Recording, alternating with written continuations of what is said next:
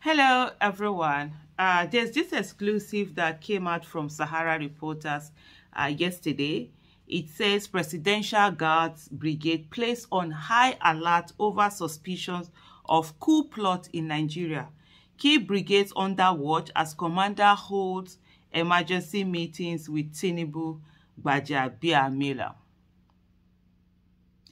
So it continues. Let me just read out what Sahara reporters have here. They say last week the Chief of Defense Staff, Chief Christopher Musa, warned people calling for a coup over the current economic hardship in Nigeria to desist from such. And so the Presidential Guards Brigade has been put on high alert following unusual movement leading to suspicions of coup plot in Nigeria. Sahara reporters exclusively learned on Sunday that the suspicions prompted emergency meetings involving the commander of the Presidential Guards Brigade, Colonel Adebisi Onasanya, Bola Tinubu, and the Chief of Staff, Femi Gbajabiamila. The Presidential Guards Brigade was placed on high alert after unusual armored corps movement spurred a coup suspicion. And so it continues by saying last week, Colonel Onasanya met with the President and Chief of Staff twice within 20 hours. They have also placed key brigades under watch due to planned protests, a top presidency source told Sahara reporters. There has been tension in the country amid the current hardship, rising inflation, and high cost of living following the removal of fuel subsidy and floating of the naira by Tinubu's administration, illegal administration, if I may say so. The floating of the naira allows the market forces to determine its value. The policies have pushed up the prices of goods and services astronomically, increasing the rate of inflation and worsening hardship in the country. Last week, the Chief of Defense Staff, General Christopher Musa, warned people calling for a coup over the current economic hardship in Nigeria to desist from such. Musa, who said the armed forces would continue to protect the country's democracy, warned that the long arm of the law would soon catch up with proponents of coup d'etat. While fielding questions from journalists when he inaugurated the main entrance of the 6th Division Nigerian Army and Officers Transit Accommodation in Port Harcourt, Rivers State, the CDS admitted that the country was going through some serious economic challenges. He, however, insisted that having a military coup in the country was not an option. He said the military would protect Nigeria's democracy as, according to him, Nigerians want democracy and the country does better under democracy. He said the military will continue to support democracy, adding that the people calling for coup d'etat are evil people who don't mean well for Nigeria. He wants such people to be very careful because the law will soon come after. This is just a repetition. I don't know why Sahara Reporters does this all the time. Let me just move to something. Last week, Sahara Reporters reported that the Naira exchanged for 1,980 Naira to $1 on the parallel market and 1,780 Naira on the official market as the swift decline continued amid the government's clampdown on currency speculators. So I think it went on to talk about a whole lot of other things. Just for me, taking this on to talk about this conversation about coup. I know a lot of people romanticize this idea of coup and everything. I totally understand the fact that, and this is what I always say, that Tinubu came in via a political coup, a civilian coup. When you take away the mandate of the people, that's also coup d'etat. It might not be a military coup d'etat, but it's a political coup d'etat, and it's also a civilian coup d'etat. In looking at people who romanticize this whole idea of, oh, there's a coup and whatever, I don't know whether it's from sometimes when you've not experienced something, you really will romanticize it. This feeling that, oh, there's always something. Without working, we just get that thing that we are looking for. Coup is never the way to go. Nigerian has had, if I think we've had more military rule than civilian rule, even up till now, I think. In our 60 years, this is 12 years, or maybe civilian is just slightly getting more, but we've had a long spell of military rule, and they did nothing other than kill the country. None of them.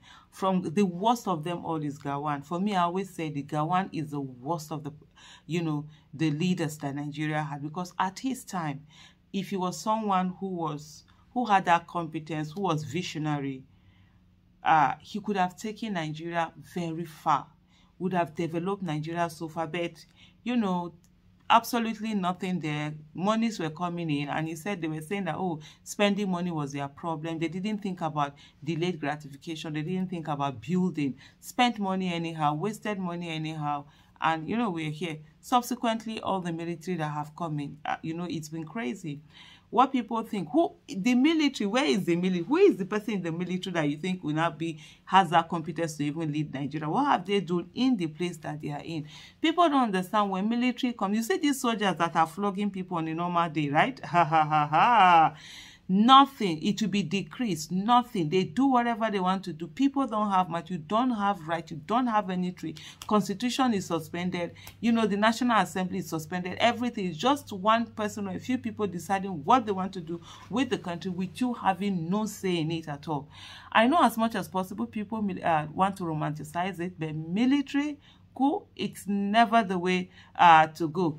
If you say the National Assembly should impeach both Tinubu and what do you call it, both Tinubu and Shettima, I'm for it. That's through the democratic process. Impeach them, and then of course, who are you going to get? Is it Akpabi that will now come and be your whatever? So those we can follow, you know, democratic processes. People can go on the streets and protest. The whole country can come together, be on the street protesting and say that both Tinubu and Shettima should leave. All of these are democratic processes that are allowed. Protest is allowed within the ambit of the law, is constitutionally allowed. But to say that, oh, let military come and take over, it's a romanticization that, you know, it's that people have not experienced what military coup. You've never had military coup. Is the most debilitating thing that you can think about, where you're stripped of rights. As human beings, you're more or less like animals, and they decide what they do. Imagine the arrogance that they still have. This will be the 25th year after military were taken away from position of power and asked to go back to their barracks and focus on their constitutional duty, which is the protection of the territorial integrity of Nigeria. See how arrogant. You still see somebody who just finished military school today, a cadet that just, even as cadet, you know, those that are still in this, their NDS and whatever, some of the arrogance that they exhibit, the things that they do, then imagine that it is they that are in position of power. So you're having a military head of state, military governors, military local government, wherever, if there are, there will still be judges, of course, no National Assembly, ministers, military, they telling you what to do, anyhow, wherever, however. Honestly, I lived that life, and you don't want to see it. I was 10 years old. So I was much younger. When I was born, there was military, this thing. Was there. Yeah, I think it was there. I was born 1973, right? December 1973. I'm trying to think now whether, no, it was still military. Yeah, it was still military era. So I was quite young during those military era. By the time I started understanding politics and governance, of course, it was a civilian rule, lots of corruption at that time also, lots of hardship. That's why when the military came, people were agitating for military to come and take over. When they came, people were happy, but they still somewhere within those periods. So I was 10 years old when I witnessed the first military coup that I know about. That was the one of Buhari. That was a few weeks after my 10th birthday. I did my 10th year birthday on December 12, 1983, and December 31st, 1983, Buhari took over. And, you know, there was also a lot of hardship. You know, there was the fight of corruption. People were happy initially, whatever. And so I saw the Buhari, I saw Babangida, I went through Abacha, Abdul Salam, to where we are today. Honestly, I can tell you, those military in power, nah.